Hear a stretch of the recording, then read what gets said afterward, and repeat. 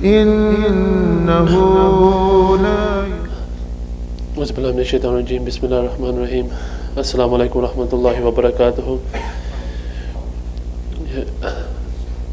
Welcome back to the Thursday collective majlis where we all come together and perform the spiritual Muraqba in a collective way. Yeah, just before I start, if I can just ask all the brothers just to sort of come forward, sit in a nice sort of comfortable way as well, and all the people at home as well, if you want to just sit in a comfortable position, inshallah. So with the peace and blessings of Allah subhanahu wa ta'ala,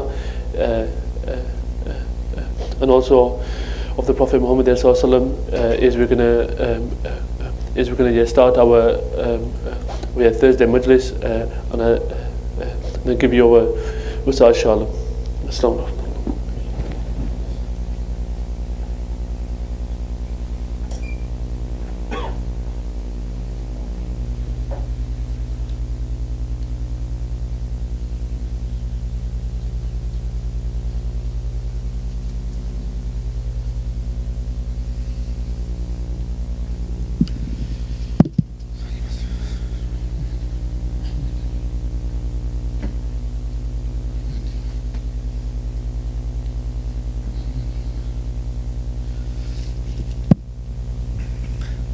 Bismillahirrahmanirrahim. Alhamdulillah Rabbil Alameen. Wa salatu salamu ala Rasulillah wa ala alihi wa ashabihi ajma'in. Amma ba'd. Alhamdulillah. If I can ask all the brothers to come forward and fill the gaps as well.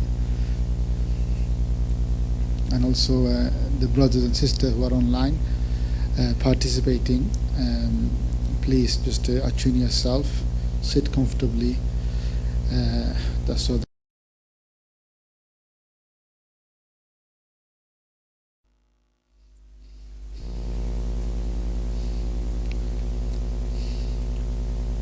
Alhamdulillah, again it is a fazl of Allah subhanahu wa ta'ala and mercy that He has enabled us to come to the masjid, offer our salah, and also collectively remember Him and His beloved people and creation that who have blessed and guided us on this path to Allah subhanahu wa ta'ala. Alhamdulillah, as you know, a Thursday gathering is for those who are now have embarked upon the path. They've also learned the spirituality and the spiritual exercises, spiritual ascension, and so that specific guidance is or are given, maybe individually, or we listen collectively as well. So when we listen to individually, individual guidances are given. So we should take a lesson, relate our experiences, and that becomes our nasiha. That becomes our, you could say, the guidance which we need specifically maybe for this week or for these current times which we're going through, inshallah. As well as being in the blessed company of the Mashayikh, inshallah, Prophet Muhammad sallallahu alaihi wasallam, in the presence of Allah subhanahu wa ta'ala. This is all possible. So it becomes a refresher for all. Those who are struggling, they becomes a motivator and a refresher.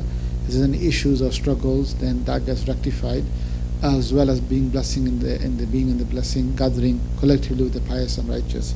And first and foremost and most important thing, as Imam Qais mentioned last week, is that it is a hukum or order of the person, i.e. our teacher, who we consider as our teacher, to actually participate in this for our own benefit, for our own rectification, for our own advancement. So if nothing else, we are fulfilling and trying to follow the hukum, the command of the teacher, for a seeker to attend on a Thursday. Before East in the morning, now in the evening for confident ease for most people, inshallah.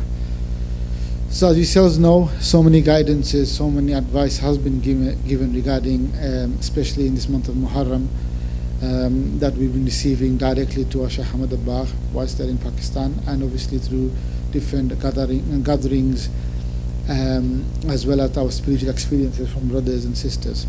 So one thing, as we come towards the end of this month, also today 25th of Muharram, it is said that around those dates the blessed son Sayyidina Hussein, Ali bin al-Hussein, Zayd al-Abidin, he was also martyred around 25th, 26th of Muharram, who is actually falls tonight or tomorrow.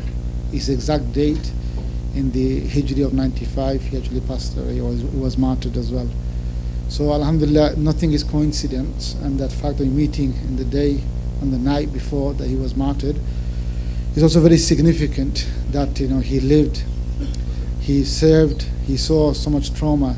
Anyone of our brothers and sisters who've received or have had traumatic experiences, bad upbringing, lack of support, all the other people who suffer and they have a trauma in their life and they experience and they actually suffer from this as a result, then look no further than this blessed person, Zayn al-Abidin Ali bin al-Hussein, radiallahu anhu, that he actually seen the worst of atrocities, not just on the news or live account of people around, but his own flesh and blood and family members, his own mother, obviously the father, his siblings, the aunts, aunties, everybody, up to 70, 80 members of his own family, they've been slain and been martyred in that very ground.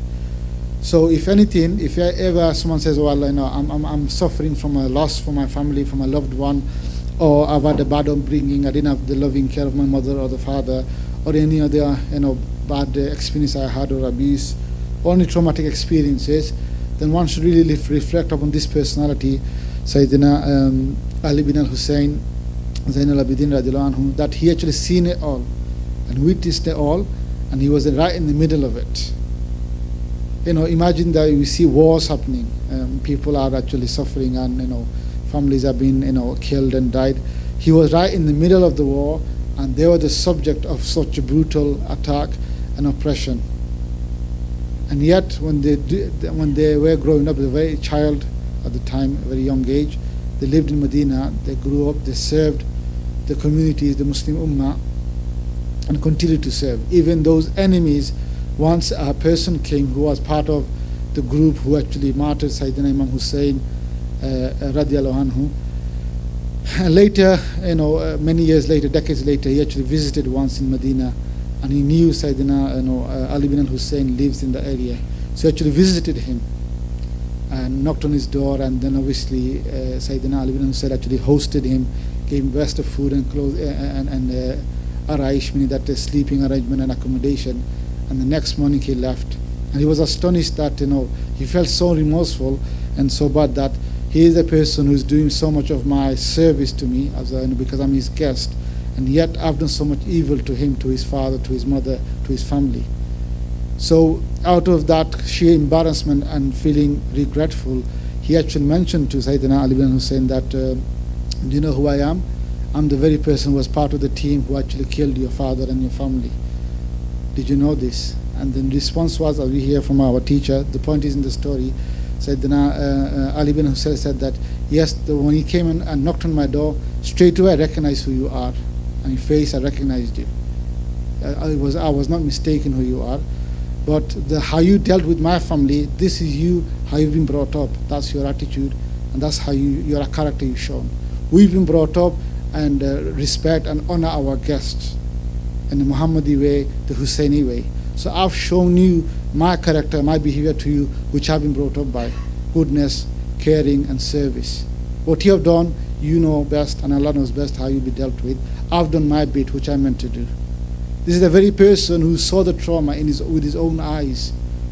Every single family member, the child, his young brother, sisters, everybody was completely slain, ruthlessly, mercilessly. There was no water to drink, nothing was given to them. I mean, even, many history, if you look at the history, many evil dictators and leaders, they have not actually treated, our families or the children or women, folk like that. Yes, they may have had a war, they've imprisoned people, they punished many, you could say, the combatants, the fighters, but they never treated the family and the children like that. Even you hear the story of Fir'aun in his own house, who was raised, although he was enemy of Allah subhanahu wa ta'ala. So he shows that people have such mercy and so on, even how evil they are. And look at them, they're being outwardly pretend to be the Muslims, and look how they treated Sayyidina Imam Hussein and their family. So inshallah, in the Muraqba is very poignant lesson that we can learn, especially in this blessed day coming up and night. That such a person that he suffered so much and yet he remained steadfast on the path of Muhammad, on the path of Sayyidina Imam Hussein, what they have taught, and they became a shining stars and guided the ummah how to be upright. So then we can learn lesson that we become upset. Everything is fine until one person or two person we have fall out with. I don't like him or like her, or I have hatred, and all our, you could say, negative emotions or our anger is towards that person. Yeah, but I'm fine doing everything, but because of that person, I've turned evil, or I behave in an evil way, or I respond in an evil way. Because of that person or group of people, they've been very, very bad to me. So yes, it is maybe very hard for you to deal with, but let's look at the best of the best, especially Sayyidina Ali bin Hussein, the grandson of Sayyidina Ali radiallahu anhum. Look how they've suffered and seen the worst of it, and yet they never moved away from this path. They moved away from their path to Allah subhanahu wa ta'ala to convey the message, to implement the sunnah. This is another thing happens when the trauma happens in our life, or when we actually suffer a loss or something very major happens. The first thing that we sacrifice, what do we sacrifice? The first thing that we lose, it basically goes away from our life, is our deen, is our relation with Allah subhanahu wa ta'ala. Oh, don't talk to me about religion, don't talk to me about going to the masjid or gathering, I'm too upset, I'm depressed, I've lost a job, I've lost a family member, I've got illnesses. Why am I suffering from illness? Why can't Allah change me? I do my prayers, I done bay'ah to the sheikh, I come to the gathering, why can't I get married? Why can't I get a good job? Oh, that's it, what's the point of having this relation with Allah subhanahu wa ta'ala? I'm not getting what I want. And yet Imam Ali bin Hussein has shown that he's lost everything, at the time, since he was born. He was born in our most blessed, most honorable of families, or the best of family, Ahlul Bayt, but he was very traumatic how he grew up, how he experienced everything. He was in house arrest practically in Medina as well, and for a long period of time. And yet his relation with Allah subhanahu wa ta'ala had not suffered. So that's the biggest lesson we can take, that no matter what happens in this world, like we have some setbacks or a loss, or a financial loss, or any other, you could say, difficulties, our relationship with Allah subhanahu wa ta'ala should not suffer. Rather, it should strengthen.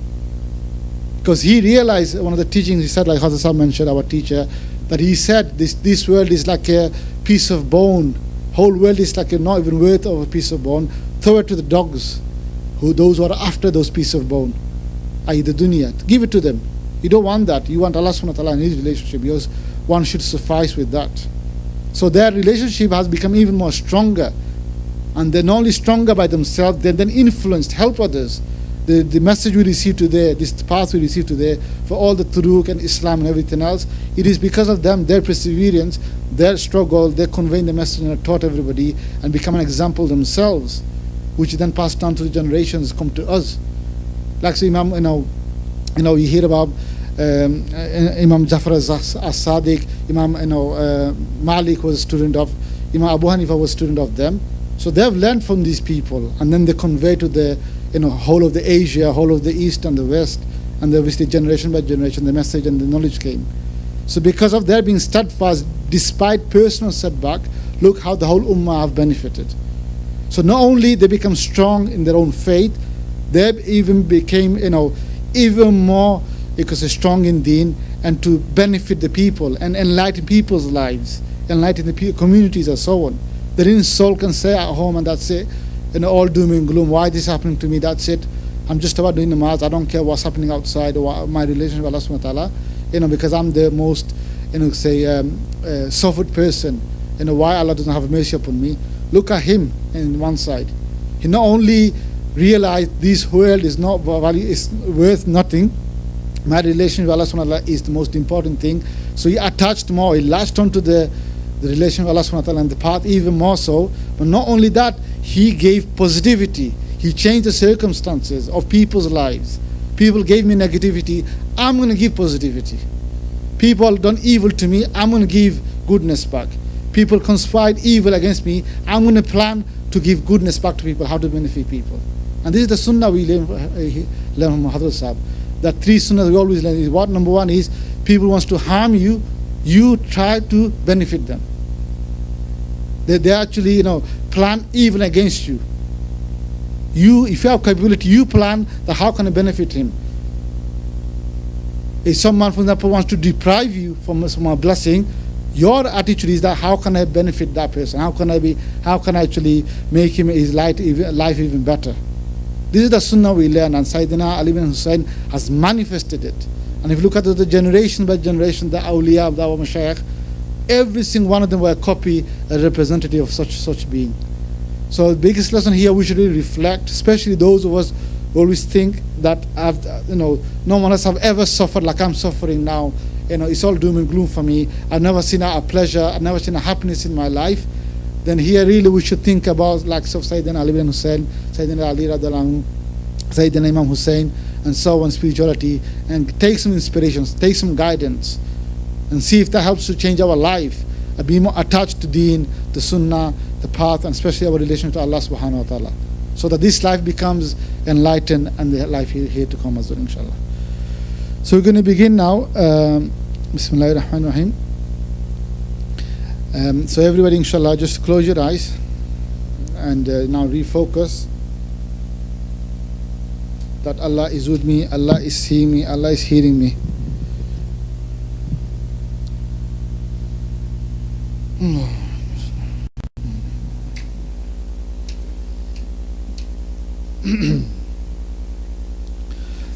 And inshallah, as we just recited the Muslim Azkars for the evening. If you haven't, then please do so quickly. Surah Fatiha, 3 calls, Ayatul Kursi, Surah Fatiha, Ayatul Kursi, 3 calls, blow on your palm and all over your body, inshallah. And then obviously the 3 thoughts of humbleness, shukr and reliance upon Allah subhanahu wa ta'ala. And then we start with the Azkars. And I'll briefly just mention very briefly about the which Lataif. Everyone should be aware of the Lataif colors and the faces, and then transfer. Once transfer, they find the teacher, seek someone, ask forgiveness, seek guidance, and then maybe they'll take us to such personalities which you mentioned today, inshallah.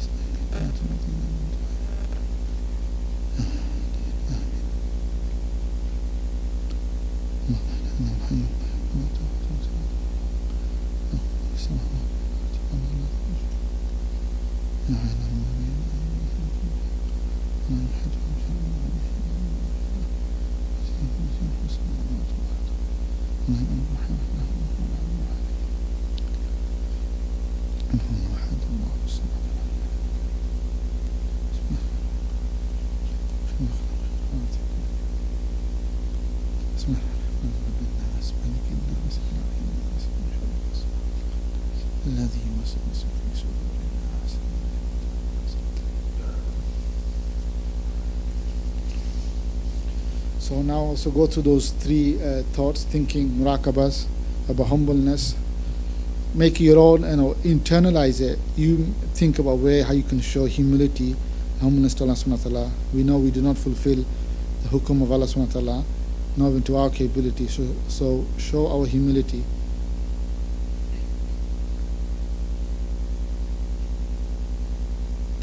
Then obviously go through the process of the thanking Allah subhanahu wa ta'ala for the mercy and the blessings that we have been granted, bestowed in our lives, in this life, and the path and the connection that we have with such personalities, such a guide who then takes us to, inshallah, to his pleasure, to his closeness.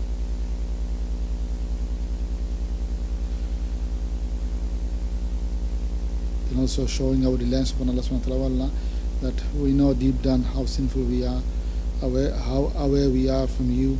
We are more closer to shayateen. It says in the Quran, like teacher is saying, that if you fuzul waste time, then that's also a sign that you're more closer to shayateen. So yet we have so many of the evil actions we are doing day and night. So really we don't rely on anything, we only rely on you, Allah, to take us to your pleasure, to your closeness, to your forgiveness.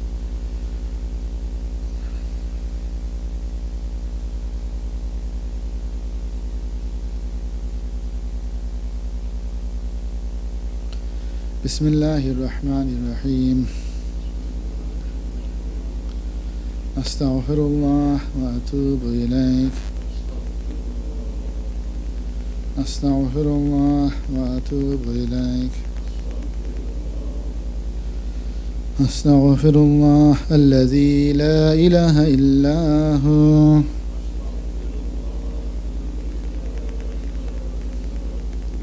الحي القيوم وأتوب إليك. أستغفر الله الذي لا إله إلا هو. الحي القيوم وأتوب إليك. اللهم يا ربي بجاه نور وجهك الكريم وبفضلك العظيم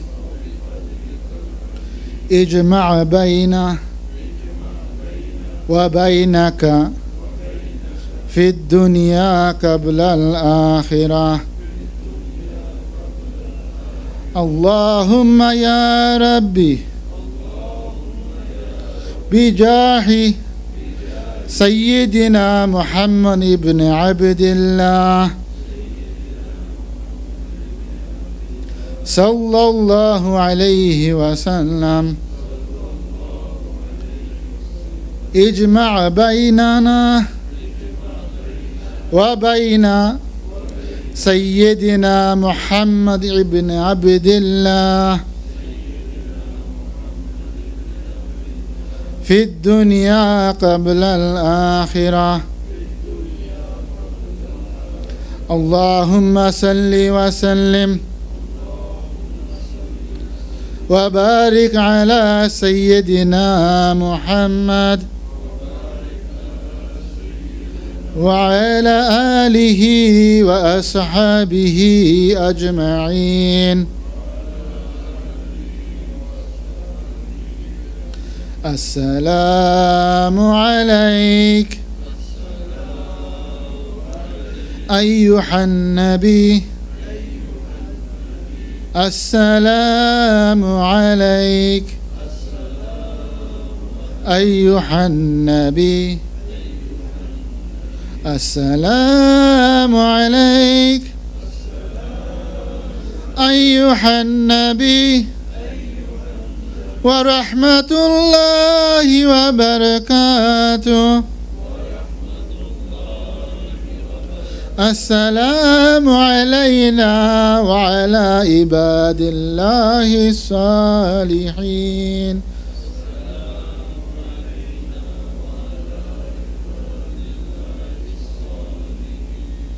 لا حول ولا قوة إلا بالله.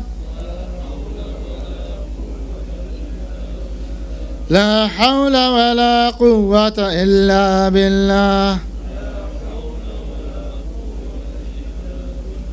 لا حول ولا قوة إلا بالله.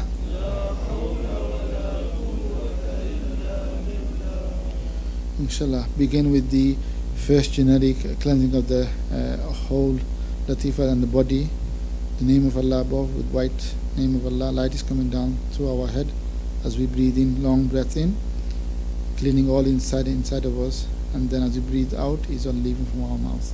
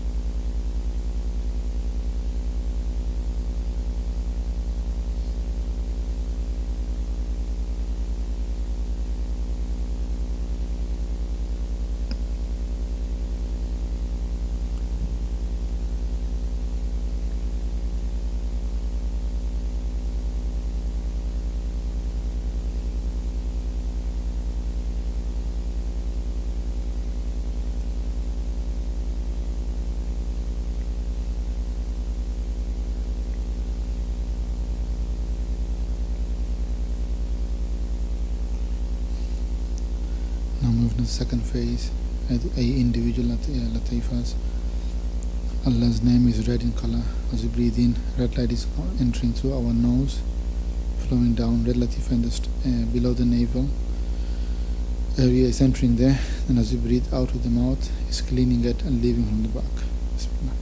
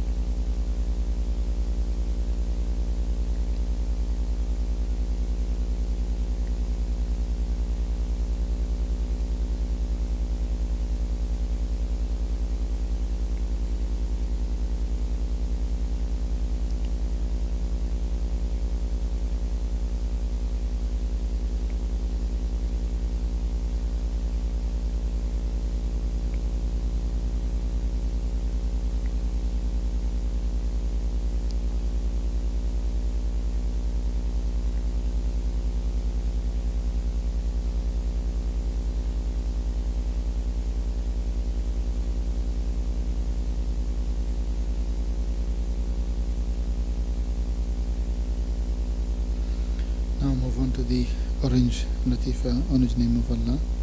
Breathe in is entering through your nose. Breathe out, cleaning it.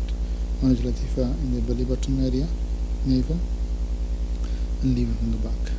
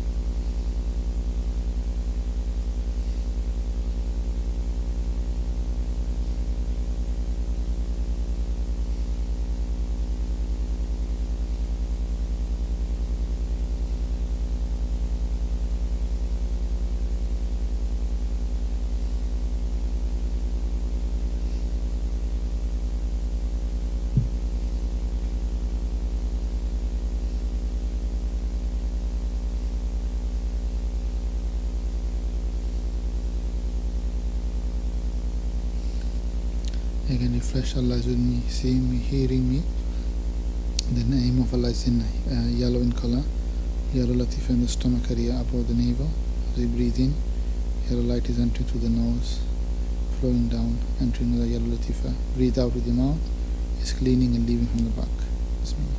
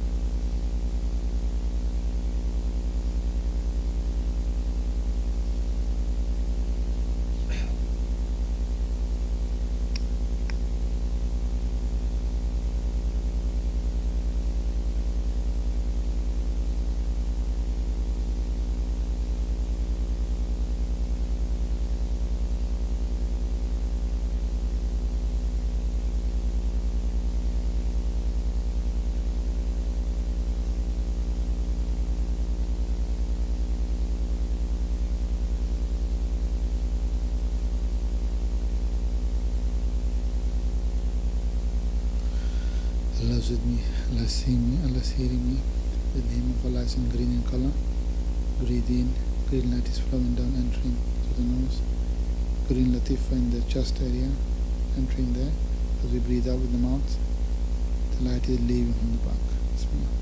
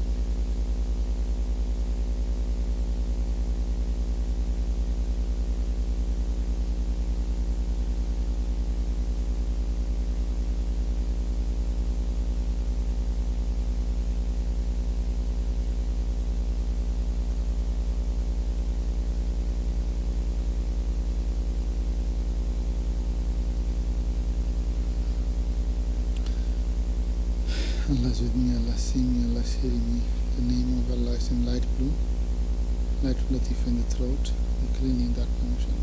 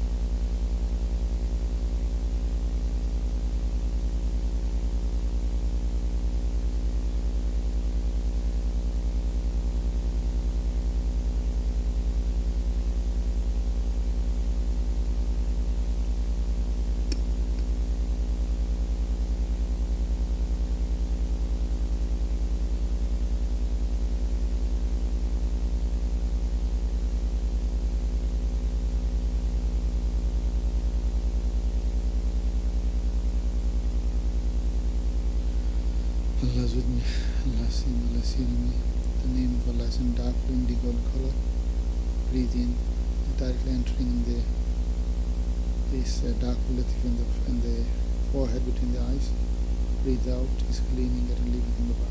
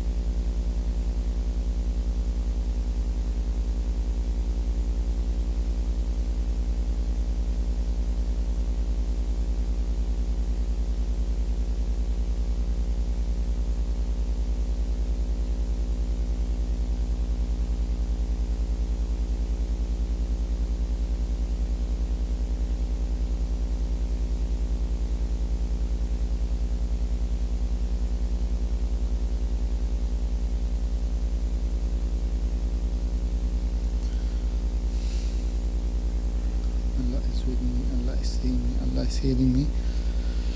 Now we are trying to clean the white latif again, the crown latif on top of our head. As you breathe in, it's entering to the front. As you breathe out with the mouth, it's cleaning and leaving from the back.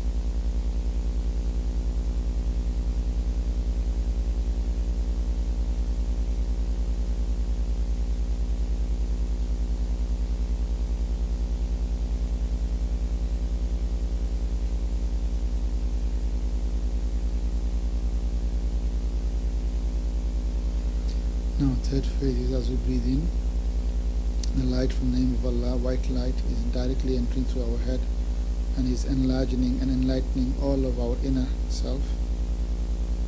Feeling goes up with this light, and as we breathe out we're feeling lighter. Slowly our body is disappearing in the lataif, in the spiritual body in front of us, and then we are ready to take golden breath and transfer.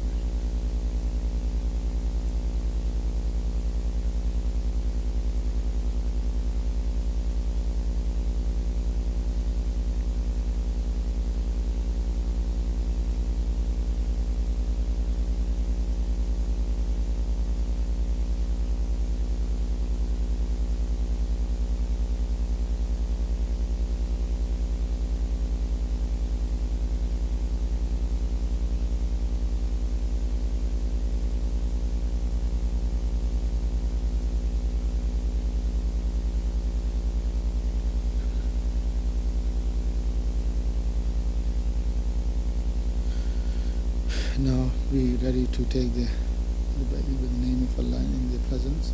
Be ready to take the golden breath and then transfer, inshallah. And we'll find the teacher.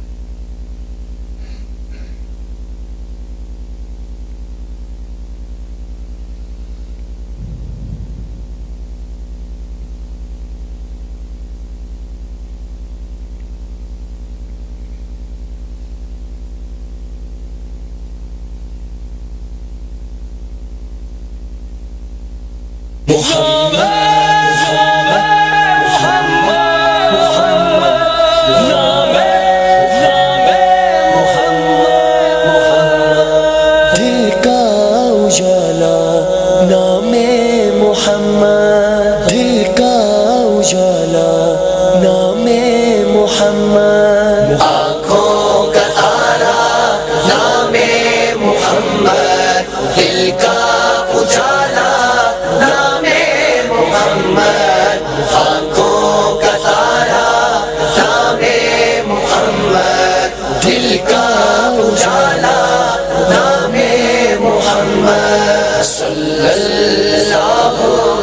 علیہ وسلم صلی اللہ علیہ وسلم صلی اللہ علیہ وسلم صلی اللہ علیہ وسلم پوچھے گا مولا لایا ہے کیا کیا پوچھے گا مولا لایا ہے کیا کیا پوچھے گا مولا لایا ہے کیا کیا پوچھے گا مولا لایا ہے کیا کیا میں یہ کہوں گا نام محمد میں یہ کہوں گا نام محمد آنکھوں کا تارا نام محمد دل کا اجالا نام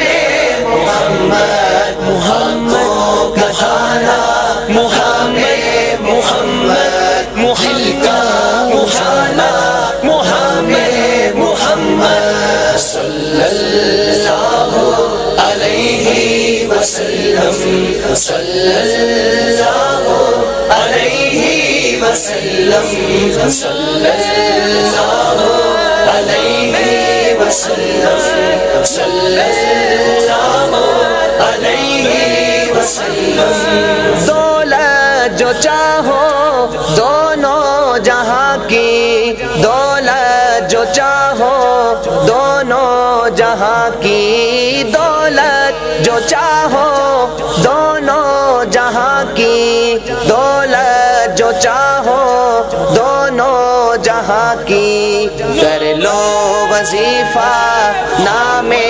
محمد کر لو وظیفہ نام محمد آنکھوں کا تارا نام محمد دل کا اجالا نام محمد آنکھوں کا تارا نام محمد دل کا اجالا نام محمد صلی اللہ علیہ وسلم صلی اللہ علیہ وسلم صلی اللہ علیہ وسلم صلی اللہ علیہ وسلم اللہ اکبر رب العلا نے اللہ اکبر رب العلا نے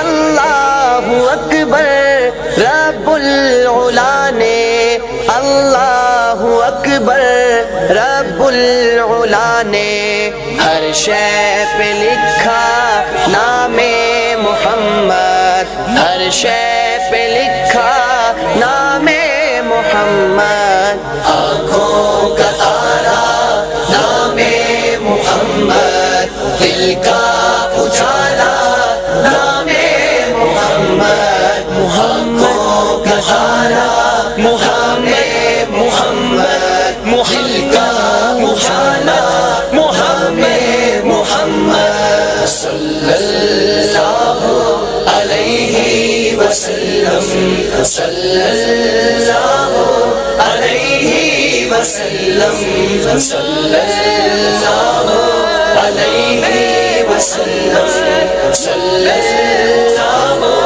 علیہ وسلم روزے قیامت میزان و پل پر روزے قیامت میزان و پل پر روزے قیامت میزان و پل پر روزے قیامت میزان و پل پر دے گا سہارا نام محمد دے گا سہارا نام محمد آنکھوں کا تارا نام محمد دل کا اجالا نام محمد آنکھوں کا تارا نام محمد دل کا اجالا نام محمد صلی اللہ علیہ وسلم صلی اللہ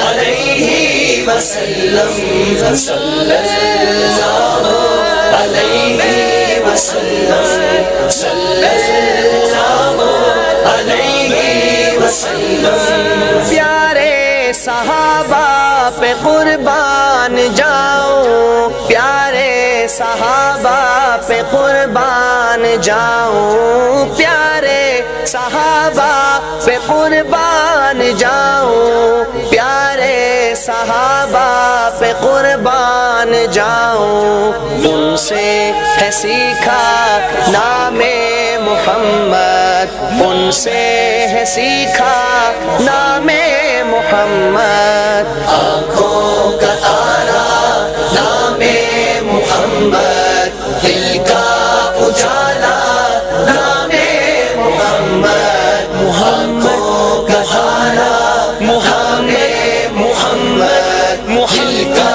اجالا محمد محمد صلی اللہ علیہ وسلم صلی اللہ علیہ وسلم صلی اللہ علیہ وسلم صلی اللہ علیہ وسلم دل کا اجالا نام محمد مولا مولا میرے مولا مولا میرے مولا مولا میرے مولا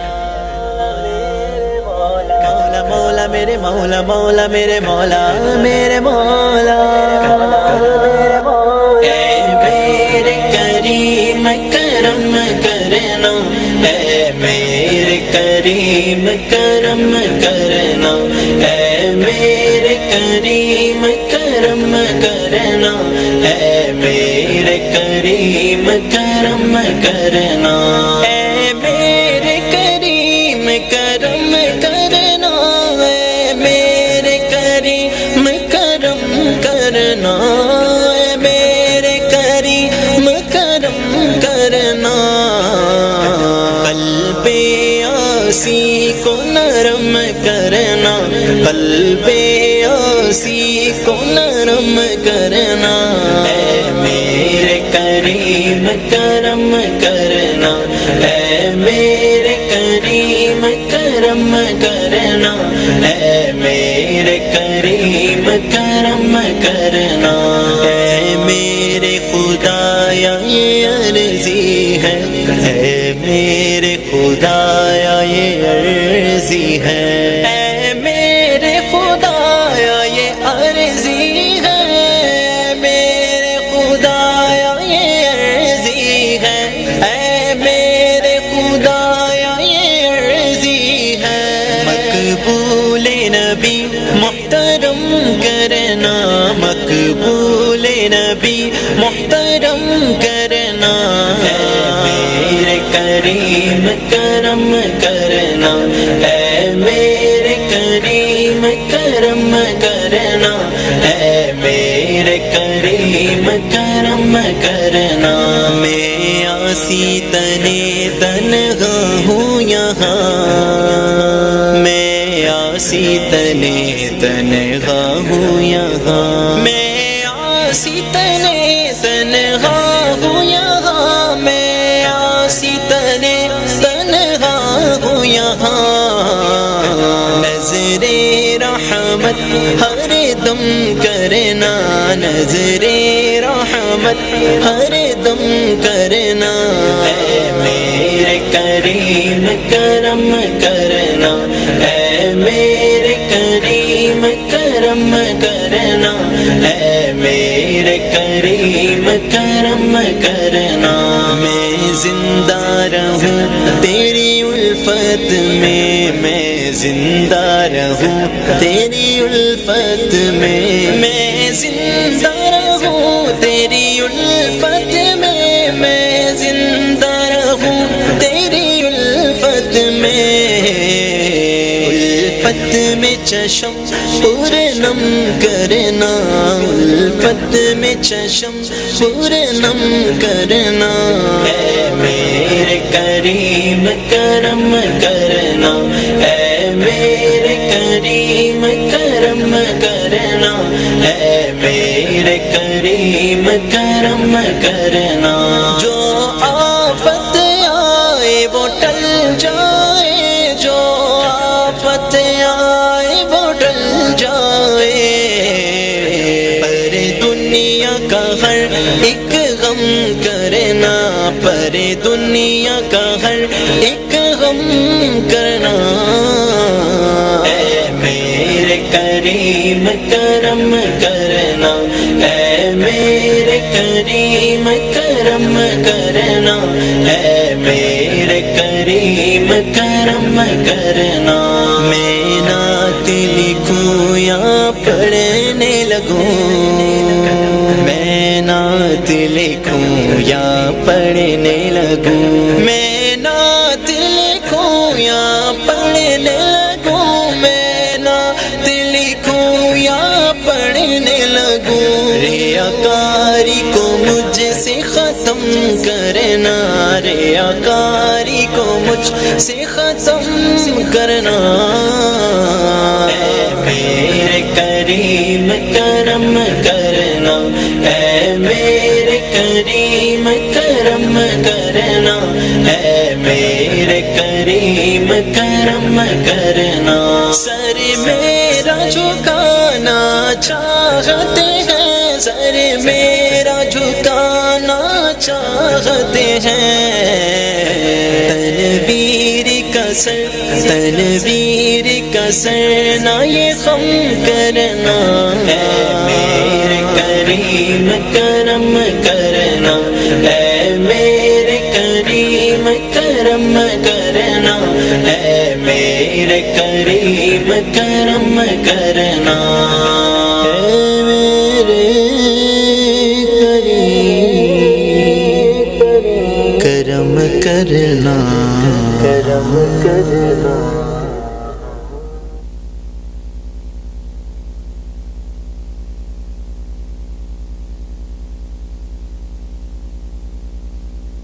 درے پاک مولا مجھے بھی دکھا دے، مدینے کے رستے کا راہی بنا دے۔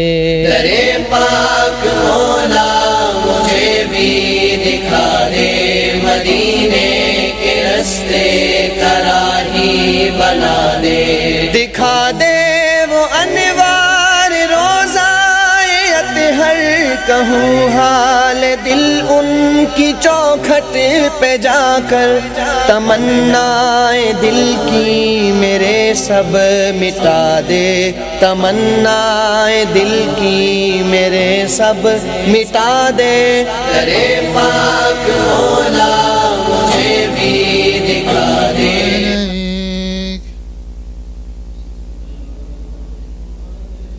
أيها النبي السلام عليك، أيها الرسول السلام عليك، أيها النبي ورحمة الله وبركاته، السلام علينا وعلى عباد الله الصالحين۔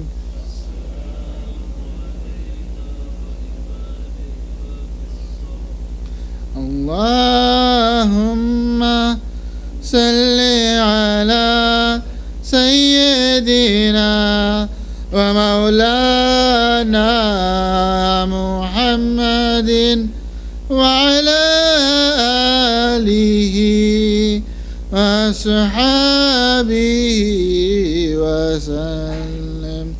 اللهم صل على سيدنا ومولانا محمد وعلى آله وصحبه وسلم۔ سبحانك اللهم وبحمدك Now, inshallah, return yourselves, collect your thoughts, your souls, and then we'll have a short feedback now, live feedback, before we then complete the session with the Isha prayer, inshallah. So we'll continue in the similar state in Isha as well after the feedback. So brothers here, please do relate, and the brothers and sisters online, inshallah. Also like to request Imam Kasif is here to come in the front, please.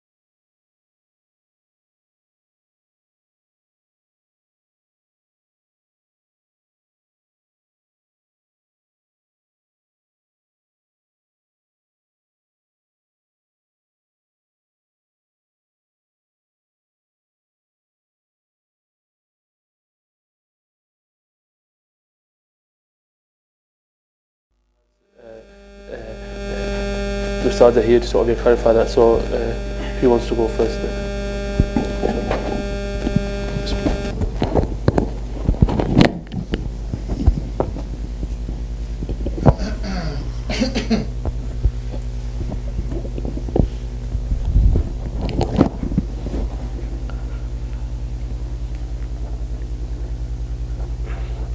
Bismillah ar-Rahman ar-Rahim. Whilst doing the Lataifs, our blessed teacher had appeared in the middle of this Zawiyah, and it was as though Allah subhanahu wa ta'ala's name was above the gathering, and Hazrat Sahib had asked me to go to them. And as I had gone to them, it was as though like a magnet, as though like I had dissolved into them. And at this moment I continued on doing the Lataifs until the blessed teacher had instructed to transfer. And upon transferring, I had seen the blessed teacher. They were at a steep road, a very steep road that had 4 gigantic doors. It was as though each like quarter was a gigantic door.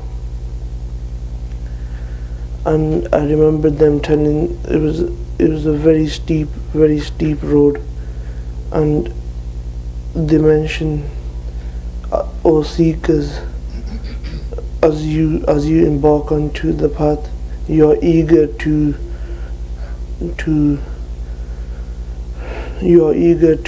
know these mysteries of Allah Azza wa Jal,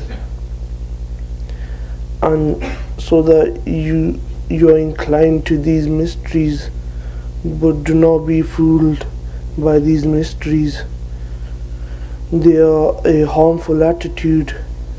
One's main priority here is the course of self-purification."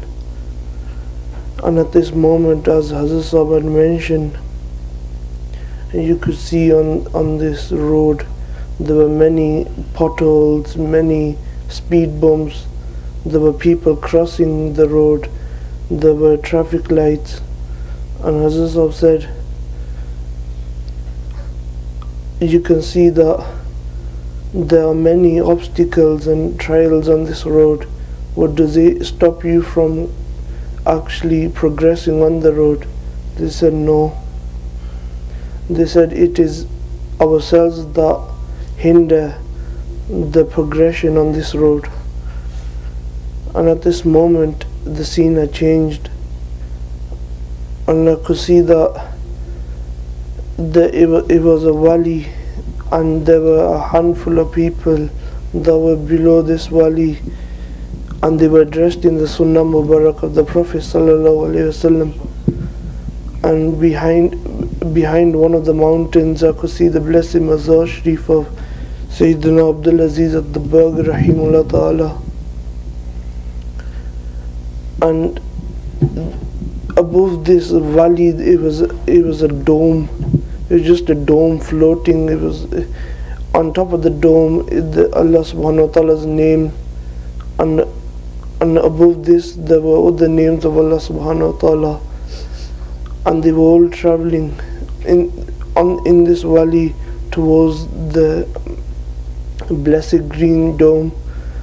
And it was as though I was still dissolved in Hazrat Sahib, and we were in this valley as well, walking towards the dome. And I remember the scene changing, and whilst the scene changed, I could see a white light coming from the Crown Latifa, and it was an outline of just my body. And I remember it was a valley, but it was more of a garden, like there was a pond. And I remember I was like following the blessed teacher, like as though they were leading the way in this garden. And I remember seeing the blessed messenger of Allah Azza wa Jal. And as I seen them, it was as though the sun was up, and it was as though like Hazrat Sahib had instructed to give my chadar to them. And as we sat in front of them, it was as though like they were shading us, but the shade was different to any shade. And at this moment, Ustad Dr. Shalim began to recite the Durood Sharif, and I seek permission to return back. Jazakallah khair.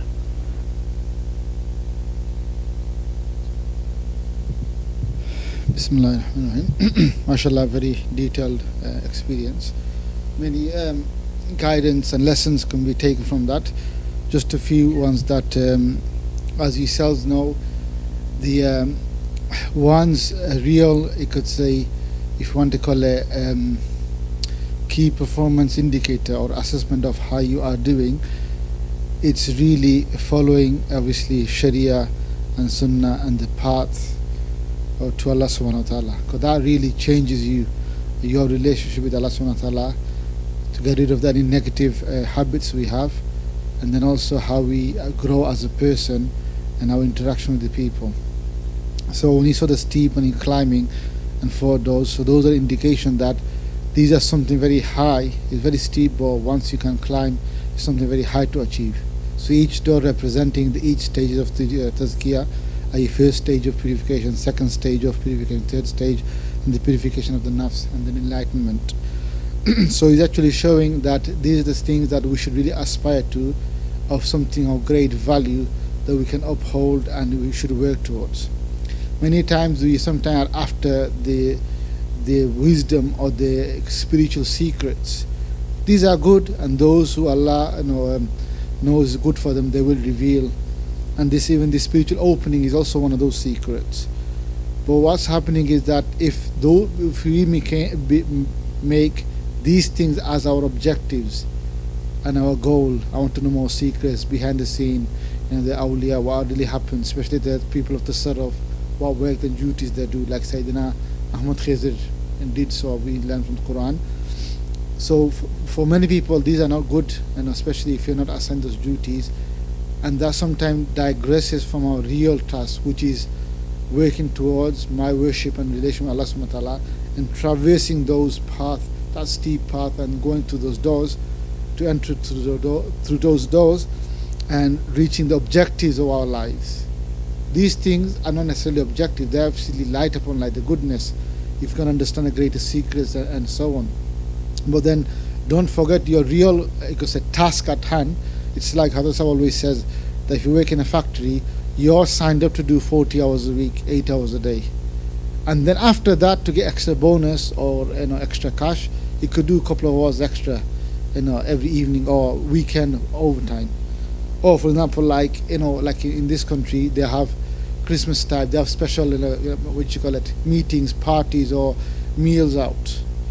Now, if you now think that whole purpose going to factories to do those overtime and focus on this, but you don't come on time for 40 hours or 8 hours per day, or you always looking forward to the parties or the end of the month because the celebrations, and you're very much dedicated towards that, but you're not fulfilling your 8-hour duty, then rather than you getting all these extra blessings or extra happiness at work, you'll be reprimanded. They'll take you and say, look, what's happening? You're not performing your 8 hours a day, 40 hours a week.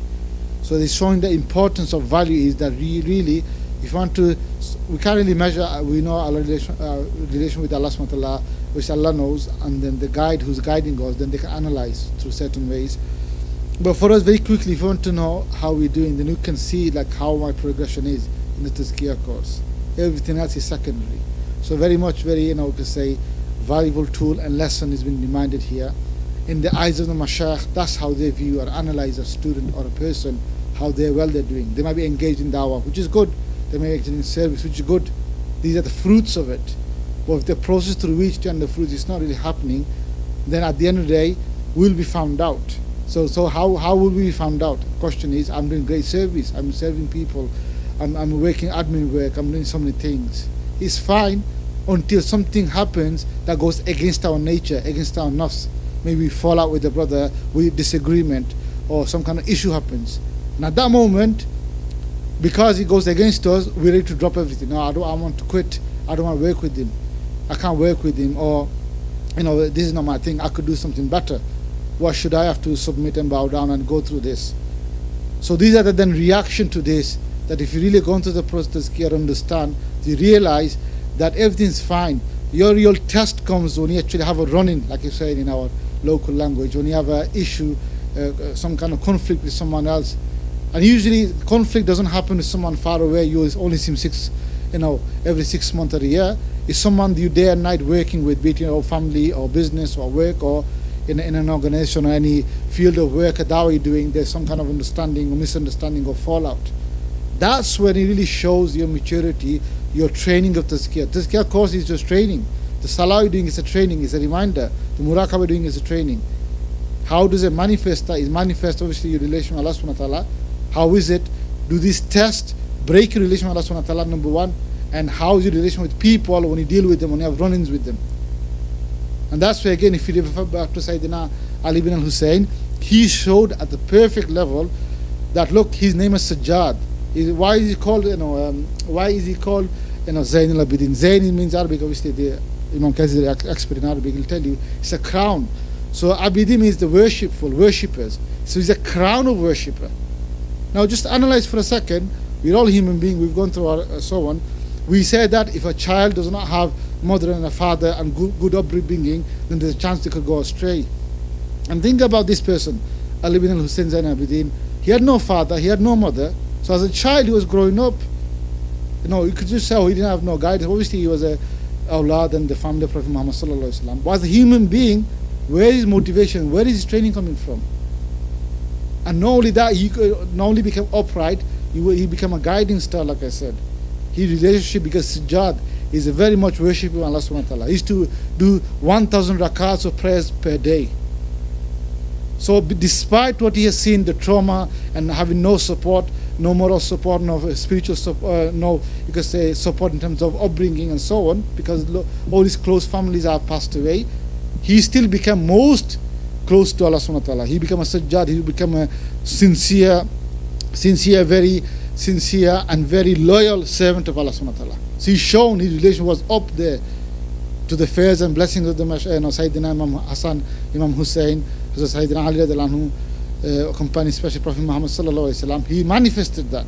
And secondly, he also manifested that how is your relation with people should be. Especially, Hazrat Sahib many times mentioned, especially once when someone came and said, people call you a Zayn al-Abidin, you're a crown worshipper. But I think you're not. You're like the worst worshipper. You're like the worst of the worst. Like Ilzam is accused directly. Now look at it now. I'm thinking I'm something, someone comes and accuses me, and I get really fired up. Oh, how do you speak to me like that? Does he know who I am? Does he know what I do? Do you know what influence I have? Does he know how many students I follow, I teach and guide and so on? How do you speak to me like that? That's my reaction, inner really coming out. Like Hazrat Sahib says, that I'm fine until that person brought evil or anger out of me. That shows that really it's not that person's fault. It was only you had it inside. It was hidden. You covered it well.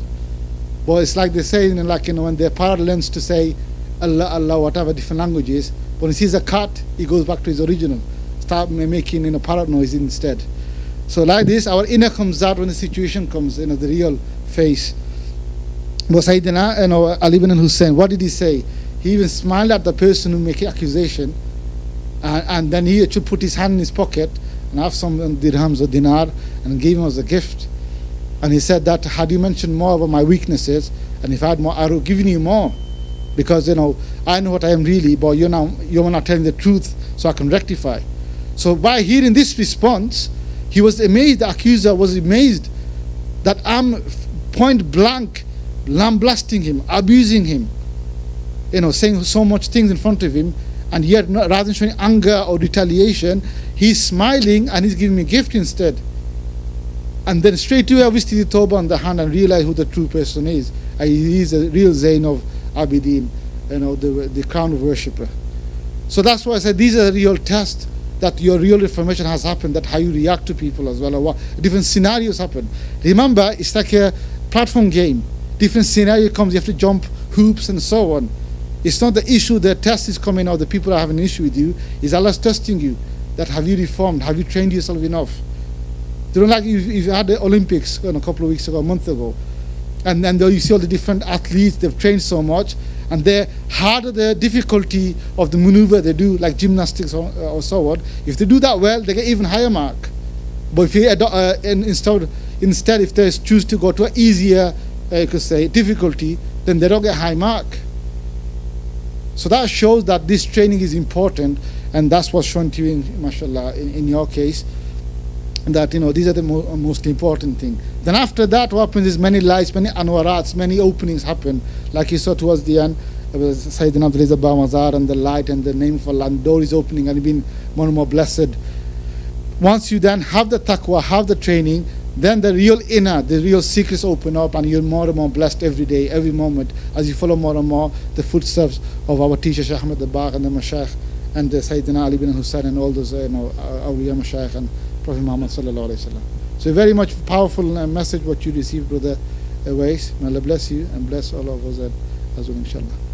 Maybe one or two more before we break for Salah, inshallah.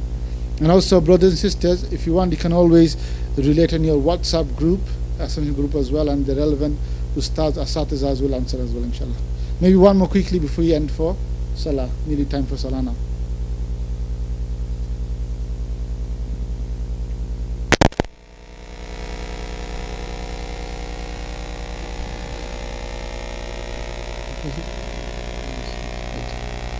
So one more before we're going to do our Isha prayer at 10 o'clock here in the masjid.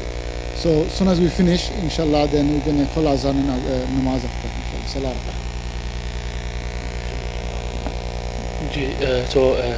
So on Zoom we've got a brother called Jamal Rabbani. Yeah, please can you mention?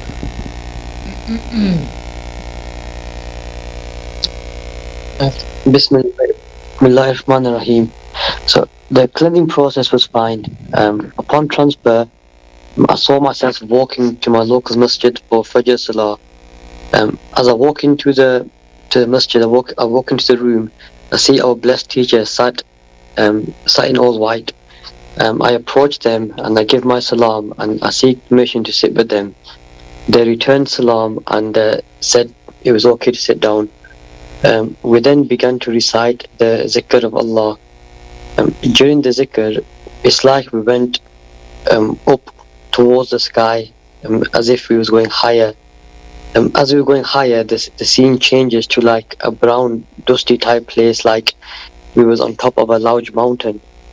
Whilst we were up there, the blessed teacher said to the nearest meaning, when one is on the purification course, and if one is faced with someone who is sinning with the tongue, So if they like gossiping or swearing, one should first remember the three keys, that Allah is with me, hearing me and seeing me. Secondly, one is not to feed into the sin. So if one is gossiping, not to join in. And thirdly, to say something that would benefit them, so respond in a good manner.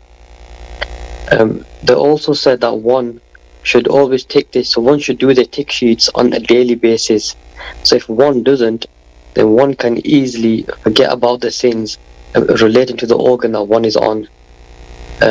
After this, I continued to sit in the presence of the blessed teacher for a while. Shortly after, I seek permission to return, and then upon permission, I returned once I gave my salam. Jazakallah khair. MashaAllah, Brother Jamil. This is again a reminder of the etiquettes that one should do when one is on traversing the course of purification. When one is on the ticking phase and ticking the sheets, what should you do? The methodology we mentioned, that's right, bringing the presence of Allah subhanahu wa ta'ala, any sheet or when any organs or any sheet that you're doing, always try to be in the presence of Allah subhanahu wa ta'ala. If a person wants to actually refrain from any sin, whoever is heedful of Allah subhanahu wa ta'ala, is in the presence of Allah subhanahu wa ta'ala, he cannot do sin. Let me just tell you this, it's only the heedless, ghafil. So if you're ghafil of Allah subhanahu wa ta'ala, that is the point in which you are susceptible to do sin. If you're heedful, i.e. you bring in the presence of Allah subhanahu wa ta'ala, that's what the Mashayikh is teaching us, is that bring yourself in the presence of Allah subhanahu wa ta'ala, that Allah subhanahu wa ta'ala is with me, He's hearing me, He's seeing me. If you get that conviction, what happened? People are gossiping. Then the next thing is that what you don't join in. One time Sayyidina Al-Qadir Jilani rahmallah, somebody came to Sayyidina Al-Qadir Jilani rahmallah, yes Sayyidi, this such and such a person did such and such a thing, did you know that? And I said, oh, such and such person, come with me. I gripped him by the ear. He said, is that now what you've done is that by you backbiting that person, you've also made me shirk with this. So now let's quickly go and do tawbah. Join me now. Let's go and do tawbah so that we can actually seek forgiveness of Allah subhanahu wa ta'ala and cleanse ourselves from this straight away. So here is the next advice that the Mashayikh is giving, is that don't you participate in the gossip. And secondly is that then say something, exactly what you do. If you have, for example, if you're senior to them, if you've got some authority over them, you can tell them in a certain way, in an authoritative manner. Otherwise, if they're your friends, say, listen, we shouldn't be doing this sort of thing. It's not good to talk about them really. And try to defend that person in whatever way you can, whatever capacity you can. So here the technique is that, remember, is that if you whenever you see something evil, first thing, the level of iman is to actually using your hands, actually try and stop it. If you have the power to try and stop it. If not, then dislike it. Then what happens is that the next level is use your tongue, tell them don't do this. If not, then at least dislike it in your heart. Okay. So here is that you first of all bring yourself in the presence of Allah subhanahu wa ta'ala. Whenever you commit to sin or about to commit to sin, you don't take sheet, whatever it is, bring yourself in the presence of Allah subhanahu wa ta'ala. Then what you try to do is don't try to do that sin. If temptation is there, don't entertain it, don't actually be tempted to it. If it's the case that something else is tempting you, or somebody else is involved, especially in this matter of gossip, then the technique is tell them, give them the nasiha, wisdom, give them dawah, tell them don't do this and don't do that, etc. Or try, it's best if you not do this, with wisdom. That's it. So if you do this, inshallah Aziz, that will be a way to safeguard yourself so that you can progress in the sheet. The other way to progress as well is that this is not sufficient. Is you need to also, like Hassan was saying, that you should tick your sheets. So that's something that we should all do, is that you need to tick the sheets. If you don't tick the sheets, then it's as if, like for example, our beloved teacher mentioned, is that ticking the sheet is the example of taking hadri or taking presence in a college or school or whatever, university. That you go in, if you don't say present when the teacher called the register, I am present, then mashallah, otherwise you're going to get zero attendance. And those who get zero attendance when it comes to exam, unfortunately they usually fail. So then you also got people who sign in for you, that is not going to work either. So what will happen is that somebody else cannot do your work, even then you'll fail as well. Whoever will sign in for you, they will also fail you as well. You have to do it yourself. If you tick the sheet, in other words, what that means is that I have enrolled in the college in the University of Tareeqah Muhammadiyah. I have now enrolled. My enrollment day is today registered. I have ticked my sheet. I have enrolled, I have participated, and also whatever the teaching is, the teacher has given, our master has given, refrain from sinning of the eyes, refrain from sinning of the ears. I tick. I have actually learned, and I've actually ticked it, and I've actually learned it, how to do it. Or I have not understood this, it'll be a cross, then you start again, try to understand it. So this is what it is. Ticking the sheet is taking admission in the University of Tareeqah Muhammadiyah, and what happens is that you are learning and progressing by taking the sheet and giving your hadri. Whoever will tick and whoever will get good attendance, good ticks, they progress and pass the exam. So usually you if you keep on ticking, it doesn't matter if it's a cross as well, you'll also be successful. One day Allah subhanahu wa ta'ala give you the further, by further grace and mercy and the faith, you'll also get tick. We know many people, they used to get sheets and they used to have cross. They used to get very disheartened and very, very upset. Oh, Azhar Sahab, what is happening? This is not actually.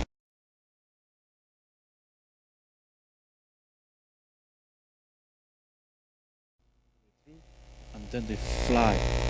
Sometimes there could be obstacles, a certain weakness you have, but every